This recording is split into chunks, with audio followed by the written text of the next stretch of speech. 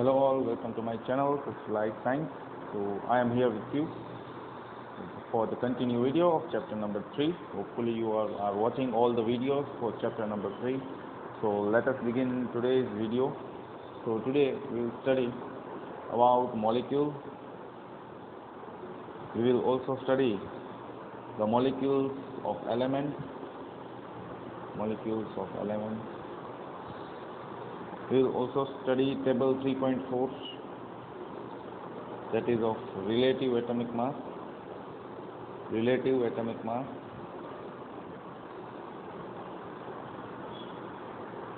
And we will also study what is ion, what are types of ion.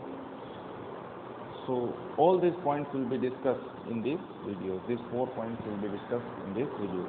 So do watch the videos fully to understand the topic thoroughly. So first of all, let us start with molecule. So what is a molecule? So a textbook definition tells us a molecule is a group of two or more atoms.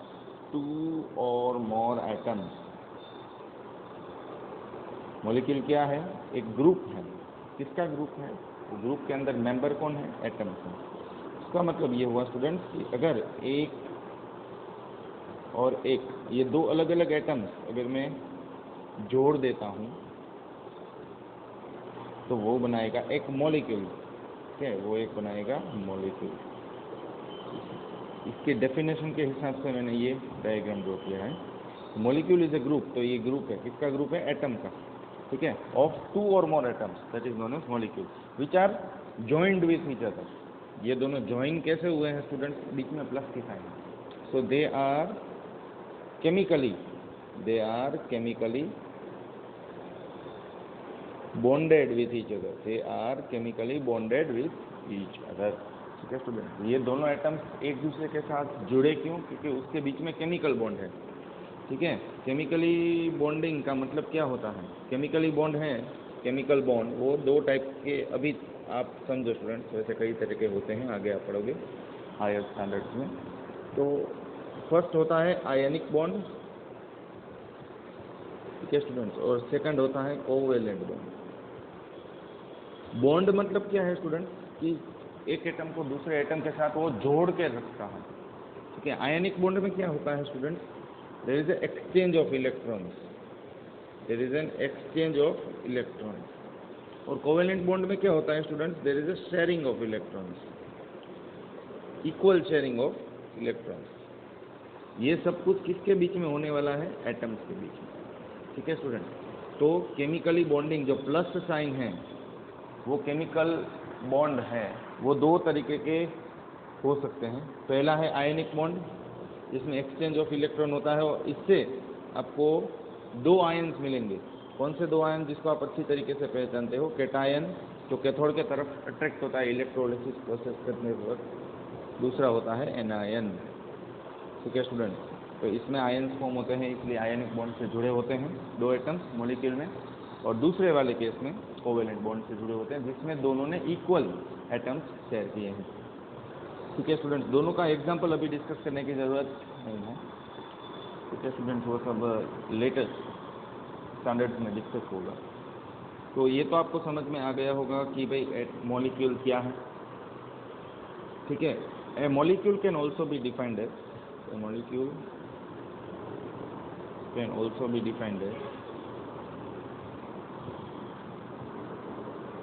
smallest particle of an element, smallest particle of element or compound that is capable of independent existence.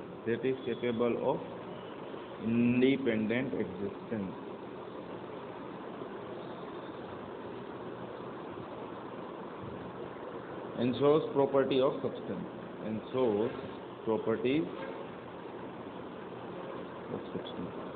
अभी ये student second definition क्या बोल रहा है कि molecule can be defined as smallest particle.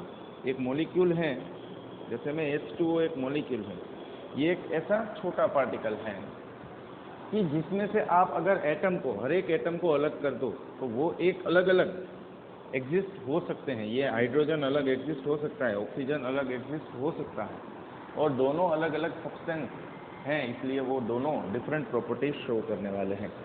ठीक है students, एक मॉलिक्यूल है वो ऐसे बना होता है कि उनके एटम्स है वो इंडिपेंडेंटली एग्जिस्ट कर सकते हैं और उनके एटम्स है वो अलग अलग प्रॉपर्टीज भी शो कर सकते हैं। तो होपफुली आपको ये सब कुछ समझ में आ गया होगा। ठीक है स्टूडेंट्स, तो अब हम आगे जाते हैं। We will study the molecules of different elements. So what is molecules of different elements? Molecules of different elements. So here we will study your textbook table 3.3. We will study table 3.3. देखिए student, सभी molecules हैं वो हमेशा single atom से नहीं बनते हैं, वो दो एटम से भी नहीं बनते हैं। अलग अलग एलिमेंट्स के लिए अलग अलग एटम्स होते हैं। कैसे, वो मैं आपको अभी बताना चाहता हूँ। ठीक है, जैसे कि हम नॉन मेटल को एक कॉलम में रखते हैं, नॉन मेटल का नेम मैं यहाँ पे रखूँगा और यहाँ पे मैं एटॉमिसिटी बताऊँगा। एटॉमिसिटी से आपको वो मालूम पड़ेगा कि ये पर्टिकुलर नॉन मेटल में कितने एटम्स अटैच्ड होते हैं। कि ये नॉन मेटल में सबसे पहला नॉन मेटल अगर हम आर्गन को लेते हैं, ठीक है, तो वो मोनो एटम है, मोनो एटम। इसका मतलब इसमें आर्गन के एक ही एटम होने वाले, इसका सिंबल होगा Ar। ठीक है स्टूडेंट, वैसे ही अगर मैं हीलियम लिखता हूँ, हीलियम, तो हीलियम है वो भी मोनो एटमिक है, मोनो एटमिक। मोनो का मतलब सिंगल होता है students, mono means single.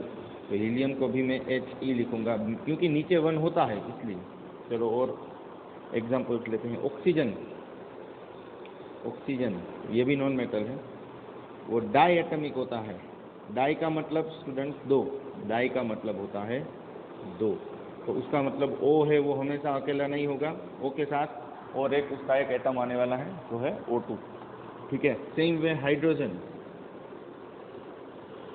Hydrogen students वो भी डाई एटमिक है। तो diatomic means there will be 2 atoms of hydrogen, again I will write H2। Same way nitrogen also has diatomic structure, so diatomic, so I will write N2। then it comes phosphorus। देखो student, die मतलब 2, try मतलब 3, tetra मतलब 4, पेंटा मतलब 5, ऐसे। ठीक है, तो ये फॉस्फोरस है वो टेट्रा एटमिक है। क्या है स्टूडेंट? Tetra atomic. टेट्रा का मतलब होता है 4, ये सब कुछ मैथ्स में आता होगा। P4। ठीक है, और हम आगे जाते हैं। सल्फर, वो जनरली ऑक्टा एटमिक होता है, ऑक्टा एटमिक। ऑक्टा का मतलब होता है, ठीक है स्टूडेंट्स, क्या होता है? 8, इसका मतलब S8। ठीक है, तो यहाँ तक तो समझ में आ गया होगा कैसे एलिमेंट्स के मॉलिक्यूल्स बनते हैं।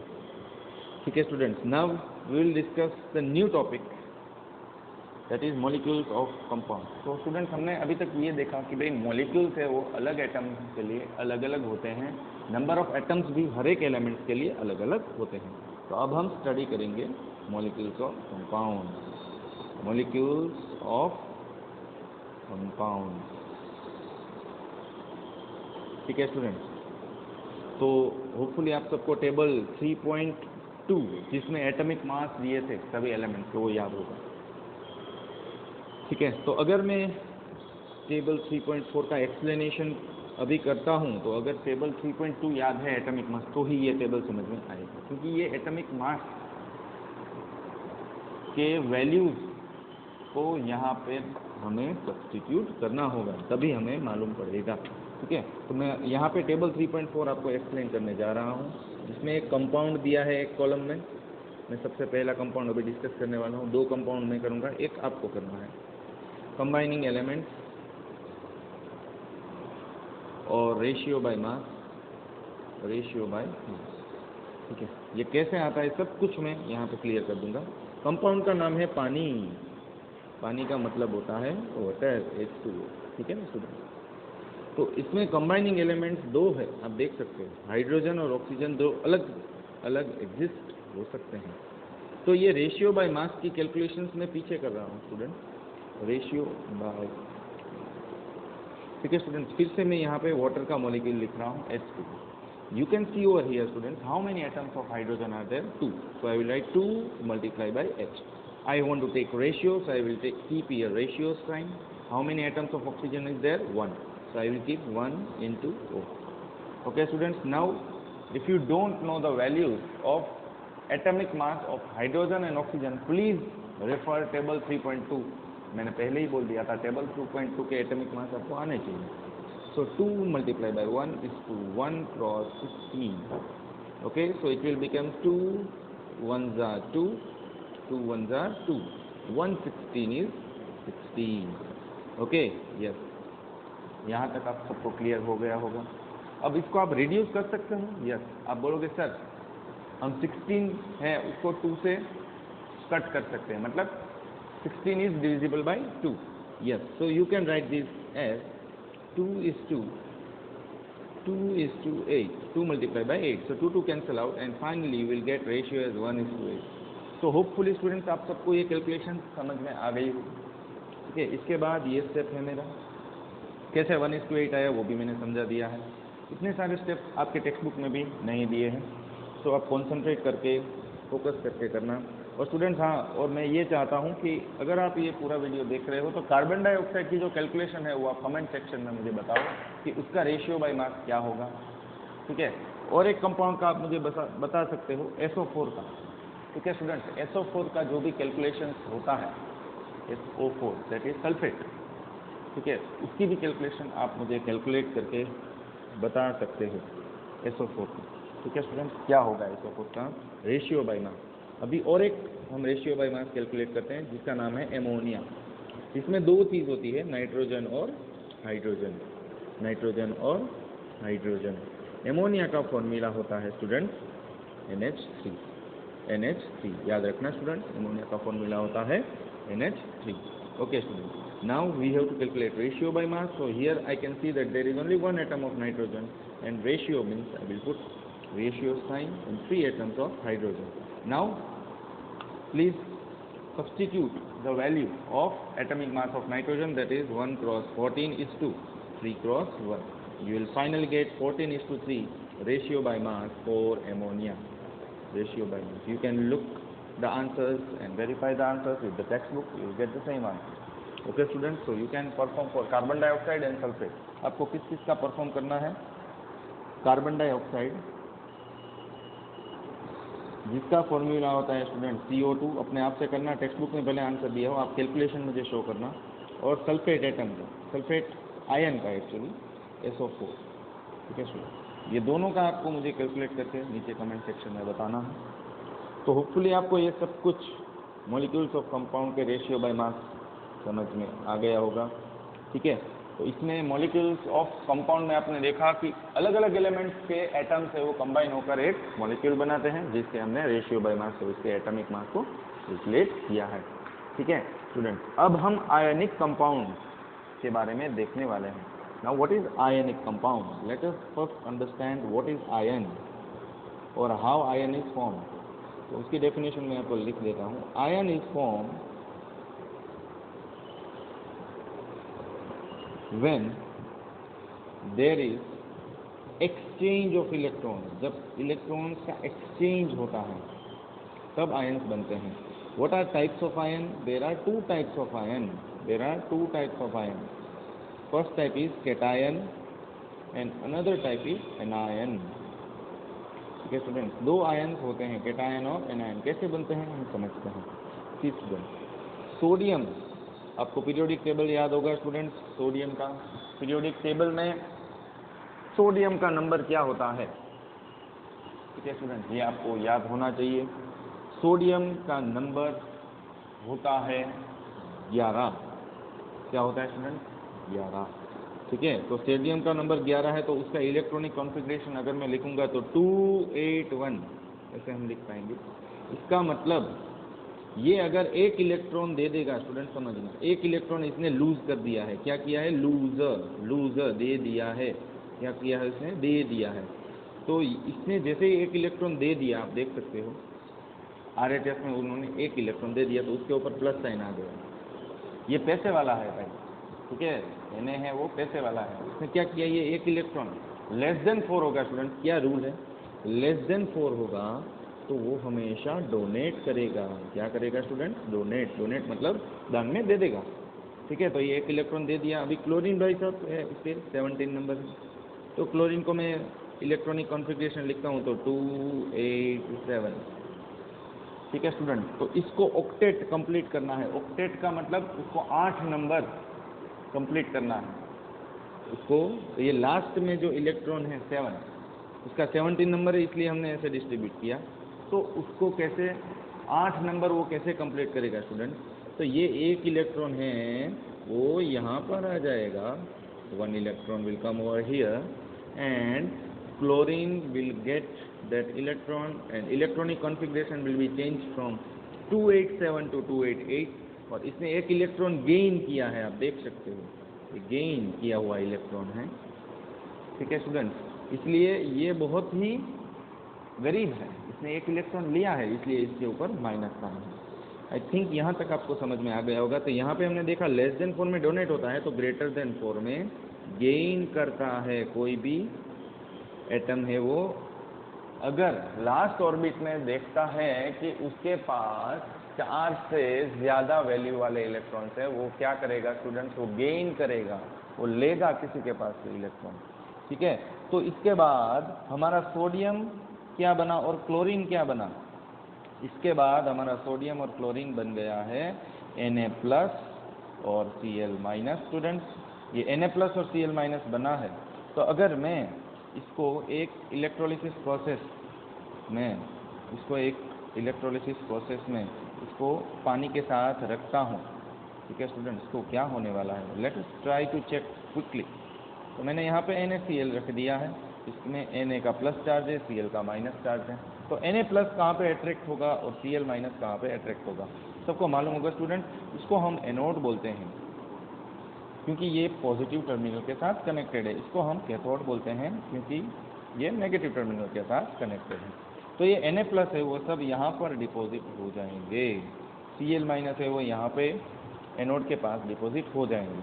तो Cl- जैसे ही एनोड के पास डिपॉजिट हुए, इसलिए इसका नाम हुआ anion, because they are attracting towards anode, ठीक है, they are attracting towards, they attract anode. Same way Na+ is known as cation.